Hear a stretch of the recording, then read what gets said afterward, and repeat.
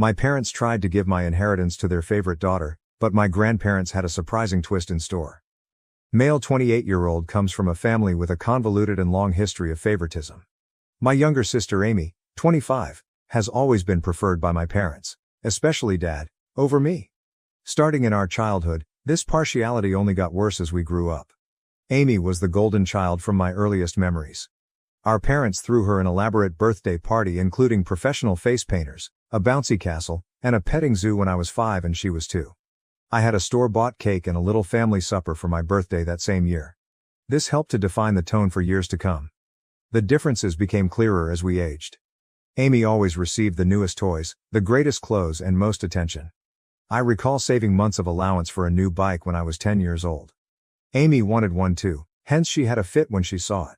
Rather of educating her about waiting or saving, my parents went right out and got her an even nicer bike than mine. Another arena where the bias was evident was school. Amy's parents attended all of her school functions, while they usually missed mine. I took front stage in the school play in 4th grade. I practiced for weeks, driven by great enthusiasm. My parents arrived an hour late on the night of the play, therefore missing my major scene. They were consoling Amy after she complained of stomachache. She was good later on, they had simply lost count of time playing with her. Regarding academics, nothing I ever appeared to do seemed sufficient. I joined the math club, often received straight A's in middle school, and even took first place in a regional science fair.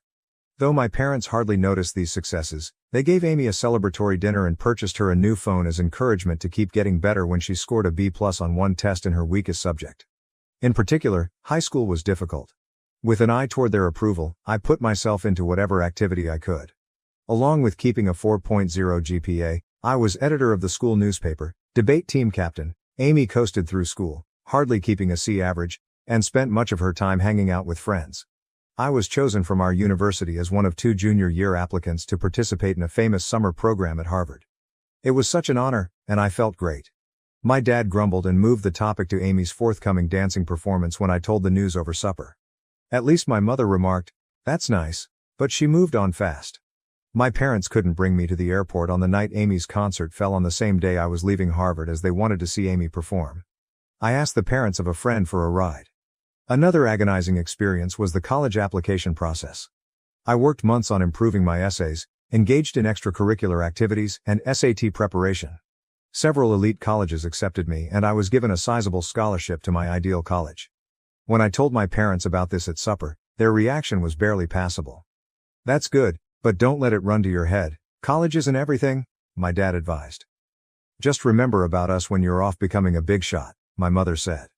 On the other hand, my parents were quite understanding when Amy barely passed high school and chose not to attend college.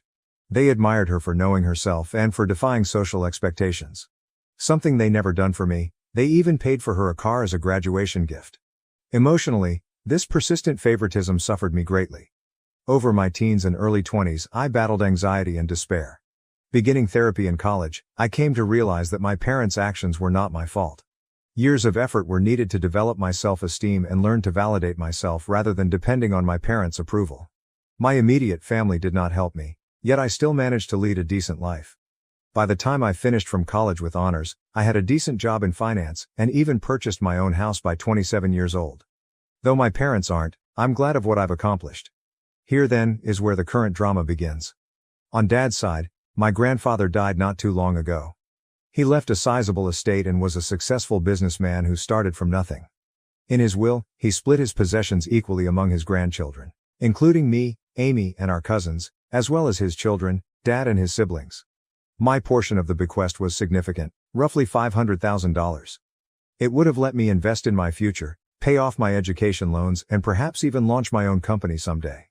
This unanticipated windfall and the chances it could present made me happy. When the will was read though, my parents clearly became agitated. Later, they drew me aside and said they felt it was unjust I received an equal portion. Amy, who lives in our parents' basement and works part-time at a coffee shop, said she needed the money more since she was suffering. Though stunned, I attempted to keep cool. I clarified that Grandpa made this decision. They had no say on how he decided. They insisted I should act morally and give Amy my fair part. They became enraged when I turned down and began guilt-tripping me, calling me unappreciative and selfish. Every incident my dad could recall where they had helped me came under discussion. Though I worked part-time to help with finances, he emphasized paying for my medically necessary braces, buying me school supplies, the bare minimum, and allowing me reside at home during college. He conveniently forgot about the car they bought Amy, the many shopping sprees, and the fact they still support her at 2025. The matter got rapidly more serious. Acting as the will's executor, my dad chose to handle things himself. Along with her own inheritance, he declared he would be interpretation Grandpa's intentions and give Amy my whole part. He said Grandpa would have wished if he had known our unique situation. I was broken. This was not only obviously illegal but also a terrible reminder of how little my parents thought of me. Pointing that Grandpa had always treated all his grandchildren equally and that he was aware of our circumstances, I tried to reason with them. Then my mother accused me of speaking ill of the deceased by implying Grandpa would have preferred anything else than what my dad was advocating. I mentioned certain memories of Grandpa pushing my academic and career goals, but my parents brushed off these as misinterpretation. They said Grandpa wanted to make sure Amy was taken care of and had privately voiced worry about her future. They had no response when I asked why he hadn't simply penned the will that way then. Amy, for her part, was awkward about the circumstances but did not voice criticism of our parents. She merely shrugged and said, "Mom and Dad know best." When I tried to chat to her alone, she obviously wasn't going to be much help. Feeling misled and wounded, I asked Grandpa's widow, my paternal grandma, for guidance. Hearing what was happening, she became enraged. She informed me that my parents had no authority to alter the will and that this was exactly not what Grandpa had planned. Grandma sent some material that clarifies the matter. Several years ago, apparently, my parents asked Grandpa to give everything to Amy in his will. Grandpa had steadfastly objected, saying he thought all of his grandchildren should be treated equally. He had even included a stipulation in his will declaring that anyone challenging the equitable distribution would lose their portion. Equipped with this knowledge, I challenged my parents. Grandma's disclosure of their earlier attempt to affect the will startled them. Saying they were only looking out Amy's future helped my dad try to defend it, but I could see the guilt on their faces. Grandmother acted right away. She got in touch with her will's other executors and attorney. She also got in touch with my dad's siblings, who shared her equally strong indignation at what he was attempting. Taken together, they stopped my dad's scheme and guaranteed that the will would be carried out as stated. Though they are unhappy with me, my parents were obliged to back off. They argued I should have handled this in-house instead of involving others and accused me of turning the family against me. My mother sobbed over how I had split the family and deceived them. I said I had never expected anything from them anyway, when my dad threatened to cut me out of their will totally. Now, should I accept the inheritance, they are threatening to break off all communication. My dad even went so far as to suggest that I would not be welcome in their house should I inherit it. In a particularly low blow, my mother remarked that my acceptance of the money reveals that I never truly loved them and was merely ready to profit from their passing. The matter splits the extended family. A few of my cousins are encouraging since they understand the long-standing favoritism and value me for advocating myself. Others believe I should have yielded in order to preserve peace since family harmony comes first over financial considerations. Although my dad's siblings are definitely on my side, this has strained their relationship as well as my parents. Amy finds herself enmeshed in all this. She confided in me privately that although she feels bad and didn't ask for this, she is not ready to challenge our parents. She's been trained her whole life to depend on them and seek their praise, hence I don't blame her totally. Still, a part of me longs she would help me just once. This circumstance has brought out a lot of past suffering and bitterness. I find myself remembering all the times I was passed over or discounted in favor of Amy, the birthday celebrations I missed, the school functions my parents missed, the successes that went unreported. This one occurrence seems to be bringing to a head a lifetime of unfairness. Though the whole affair has caused a great divide in the family, I am keeping my ground and want to take my inheritance as Grandpa meant. My parents hardly talk to me, and family get-togethers have grown awkward. I missed our monthly family meal last week for the first time ever since I could stand the cold shoulders and accusing glares. Though there is turmoil, a tiny bit of me feels empowered. I'm confronting the unfair treatment by my parents for the first time in my life. I'm declaring my value and refuse to be written off. It's both terrible and freeing at once. Though I think I'm in the right here, the family drama is draining me. Something I hadn't experienced since college, I have started having anxiety attacks once more.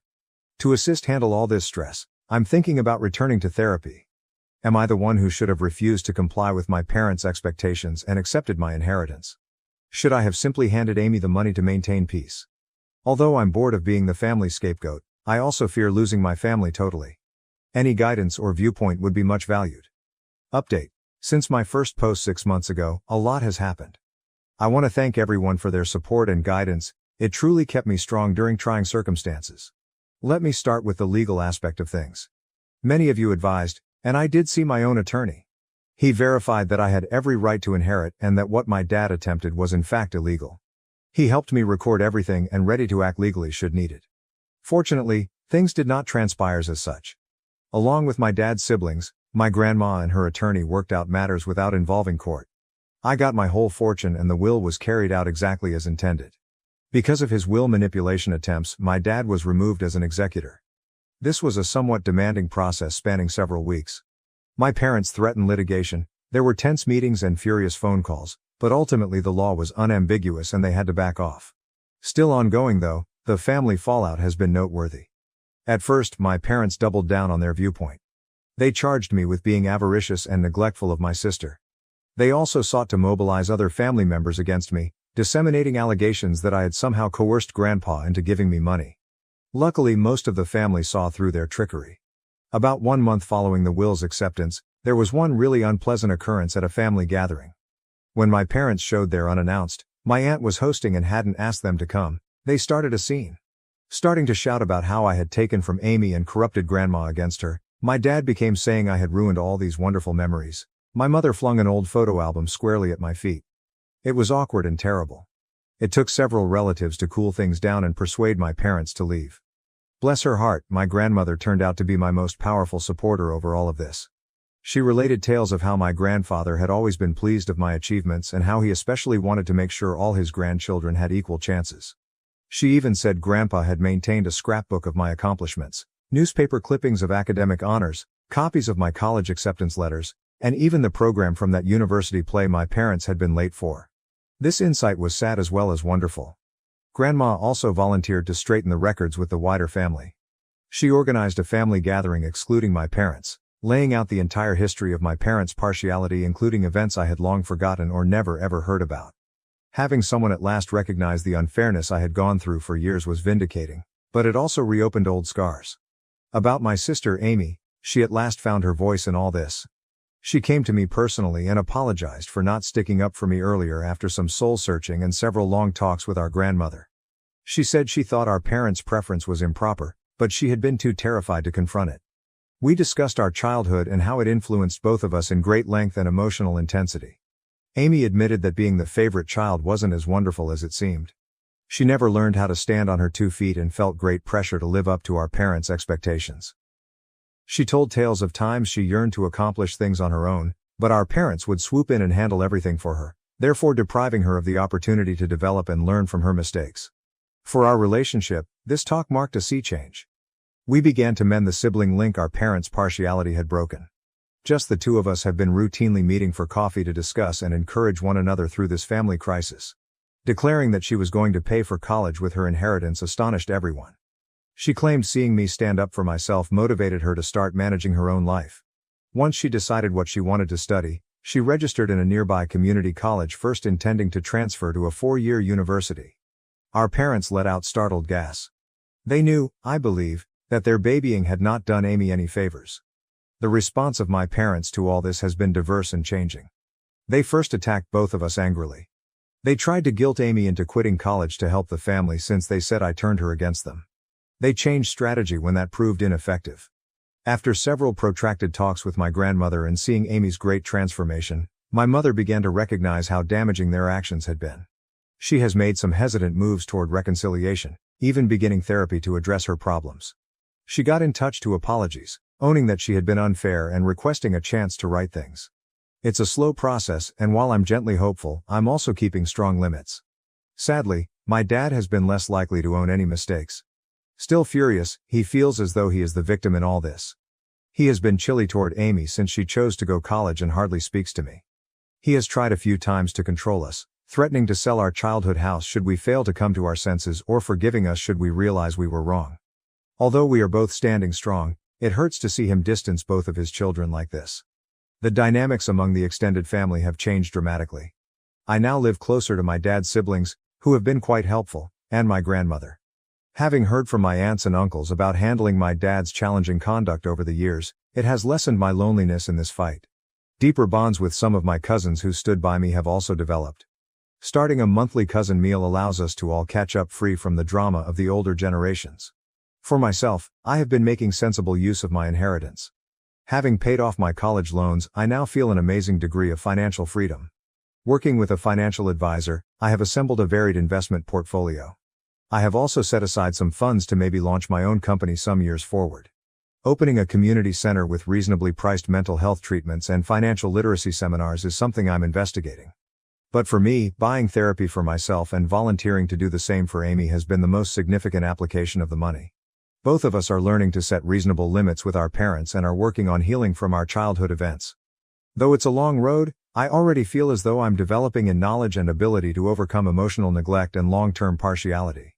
This whole process has brought some surprising good improvements into my life. I now know a great deal about establishing limits and defending myself. Though I know I did the right thing, it hasn't been easy and there are still difficult days. I feel good about myself for resisting guilt and pressure. Among the most unexpected results has been a change in my work path. Dealing with all this family conflict and undergoing therapy has helped me to see my own passion about supporting people who, dealing with all this family dysfunction and doing therapy has helped me to see how driven I am about supporting others who have gone through same family dynamics. Currently thinking about returning to school to specialize in adult children of emotionally immature parents and work as a family therapist. I have also been helping youngsters from challenging family homes at a nearby youth facility. Being able to offer the kind of encouragement and support I wish I had had as a youngster is immensely satisfying. I'm even considering creating a scholarship fund for children from same circumstances using some of my inheritance. My contact with Amy has kept getting better. Once a month, we have a siblings' day when we do something entertaining, just the two of us. Our hiking and picnic last month was the most laid back and connected we had felt since we were small children. Without our parents' influence, we are gently reconstructing our connection on our own terms. Regarding my parents, things remain tricky. Our relationship has been trying to be rebuilt by my mom. She has been routinely attending therapy and has even begun to see some of the damage her favoritism brought about. We have had a few one-on-one lunches when we have had some honest, though challenging talks regarding our past and forward direction. Though it's not flawless, improvement is evident. My dad still objects to change though. He still says he done nothing illegal and that Amy and I should be appreciative. He refuses to be in the same room with me, hence he missed several family functions. Though it hurts, I am trying to let go of my need to compel him to see things differently or control his reactions. For both Amy and me, Grandma now serves as a rock. She has been sharing additional tales about our grandfather and his pride of us for advocating for ourselves. She always supports justice and understanding, thus she has been a fantastic mediator in family problems. The whole process has imparted a lot of lessons about the actual meaning of family. I've come to see that occasionally the family you select might be more encouraging than the one you were raised in. Along with developing a close-knit circle of friends who have been quite helpful along this journey, I have grown closer to my aunts, uncles, and cousins who stood by me. Setting limits and practicing self-care have also become more crucial to me. I'm growing better at saying no to circumstances that compromise my mental health, and I no longer feel bad about giving my personal well-being top priority. I was so preoccupied with trying to achieve my parents' favor that I had always put off investigating new interests and hobbies. To those in same circumstances, I would wish to advise: not let someone make you feel bad about getting what is rightly yours. Even if it generates controversy, it's reasonable to defend yourself. Though family dynamics might be complex, you are deserving of fair treatment. Remember, you never have too late to begin developing the life you are due. See a therapist if necessary. Surround yourself with encouraging people. And don't hesitate to establish limits. Who you are personally defines your value, not how your family treats you. I want to thank each of you once more for your suggestions and encouragement. It meant more than what you would have known during a really trying period. Although the road has not been simple, I am excited about the future and confident in self-assurance I have not experienced in years. Where this new chapter of my life will lead excites me, and I am resolved to stop the pattern of favoritism and build better relationships in my own future family. Regarding my parents, things remain tricky. Our relationship has been trying to be rebuilt by my mom. She has been routinely attending therapy and has even begun to see some of the damage her favoritism brought about. We have had a few one-on-one lunches when we have had some honest, though challenging talks regarding our past and forward direction. Though it's not flawless, improvement is evident. My dad still objects to change though. He still says he done nothing illegal and that Amy and I should be appreciative. He refuses to be in the same room with me, hence he missed several family functions. Though it hurts, I am trying to let go of my need to compel him to see things differently or control his reactions. For both Amy and me, Grandma now serves as a rock. She has been sharing additional tales about our grandfather and his pride of us for advocating for ourselves. She always supports justice and understanding, thus she has been a fantastic mediator in family problems. The whole process has imparted a lot of lessons about the actual meaning of family. I've come to see that occasionally the family you select might be more encouraging than the one you were raised in. Along with developing a close-knit circle of friends who have been quite helpful along this journey, I have grown closer to my aunts, uncles, and cousins who stood by me. Setting limits and practicing self-care have also become more crucial to me. I'm growing better at saying no to circumstances that compromise my mental health, and I no longer feel bad about giving my personal well-being top priority. I was so preoccupied with trying to achieve my parents' favor that I had always put off investigating new interests and hobbies. To those in same circumstances, I would wish to advise: not let someone make you feel bad about getting what is rightly yours. Even if it generates controversy, it's reasonable to defend yourself. Though family dynamics might be complex, you are deserving of fair treatment. Remember, you never have too late to begin developing the life you are due. See a therapist if necessary. Surround yourself with encouraging people. And don't hesitate to establish limits. Who you are personally defines your value, not how your family treats you. I want to thank each of you once more for your suggestions and encouragement. It meant more than what you would have known during a really trying period. Although the road has not been simple, I am excited about the future and confident in self-assurance I have not experienced in years. Where this new chapter of my life will lead excites me, and I am resolved to stop the pattern of favoritism and build better relationships in my own future family. Thank you for watching. If you haven't subscribed yet, please do so and hit the notification bell to stay updated with more shocking real-life stories happening around you.